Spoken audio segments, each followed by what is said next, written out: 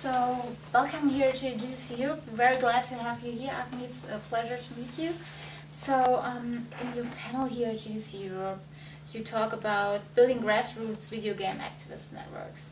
So, what kind of grassroots organization would be needed exactly to support creative freedom? Well, what we miss in Germany or Europe is basically a centralized way of voicing opinion. At the moment, there are local, country-specific, or sometimes the country-specific threads following this path. But I think it would make sense to come across global as a European thing and voice and express the voice much stronger through this, and be actually more come across stronger, basically, because that is missing. I think we have Germany, we have Brussels, so all things related to us actually needs to be addressed with a strong pipeline. And at the moment, it doesn't come across very strong. And the politicians in Germany say, I mean, there was a vote in Germany or online incentive in Germany where 70,000 people subscribed, but it was perceived that okay, but it's tangible, it's online, so it's a little bit must be stronger. Okay, so in the US, we already have established organizations like Video Game Voters Networks. Yes. So could you tell us if they are successful, and if yes, if you think something similar could be achieved in Germany? Well, I think they're successful, and I think something similar can be achieved in Germany as well as in Europe, actually, because when you see how that has established, since games became bigger, and since the industry, which is 30 years old, but they become a very big industry, and suddenly it became all the target of politicians for multiple reasons. So such kind of incentive, or such kind of platform actually can help reach the politicians in a much larger scale and showcase all the strengths behind such a community. Because and on the other side, it can be used also to educate the gamers within this environment actually how to express opinion, not just write, we like games, tell them more, and express you more clear so that your needs are accepted. In your opinion, how should politics deal with games at all? Should they just say, okay, do what you want, or should there be special guidelines or regulations? Well, first of all, there are laws existing already which prohibits from certain contents. What we wish is that games are treated equally and receive the same respect like books, movies, and television or any other media, because at the moment it's strange that games are suddenly the creator of all bad things, and the other media are basically they can do whatever they want and get awarded for this actually.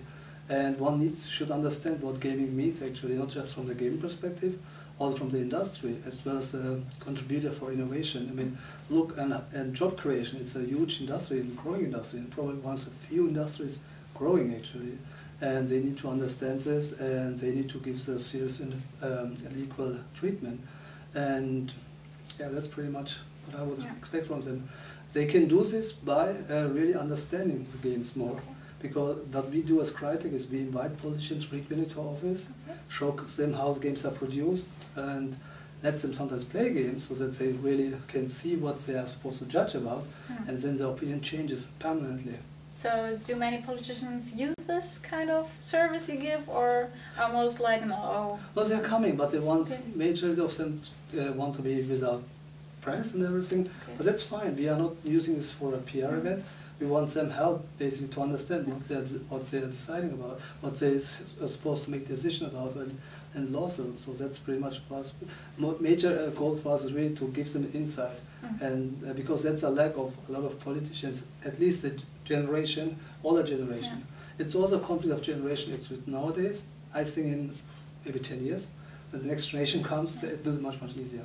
Talking about, there's lots of talk about video games, as you already said, are bad because they've got lots of influence on a gamer's life and so on.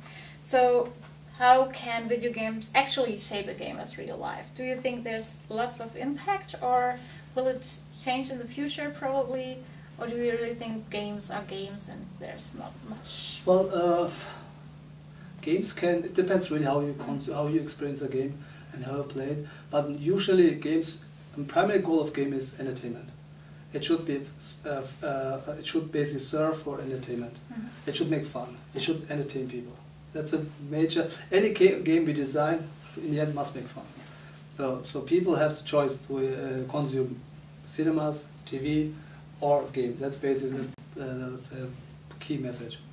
How does it shape people? I think people might be affected by games in a way that they really can. As an example, strategy games. As an example, we know we are working with universities who use sometimes shooters, sometimes other type of games, actually for educational purposes, where they train skill set, where they train motoric and such kind of things of people.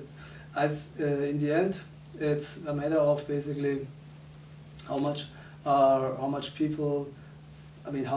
people's personalities are. But I don't think that games are affecting people that much that the people's characteristics changing. In the effect, sometimes you get very excited, yes, but you get excited if you go to theater, you get excited if you go to a concert or whatever. Yeah, probably it's just a matter of time until games are accepted as much. So now to a completely, or not completely, different questions. So if the gods of gaming granted you the wish to create the game you've always dreamt of, no matter what technology, whatever, what kind of game would that be? All right. What would be? I go to my living room, okay? I have a big screen, just make one move, screen comes up, search a game, press one button, I'm in a game. It's a 3D environment and without glasses, and it's in a world of Avatar. Cool. Yeah, sounds great. I would join you in that game, of course. So thank you very much for taking your time and all this interesting information we learned, and have a good time here at GDC Europe. Thank you very much for the opportunity. Thank you.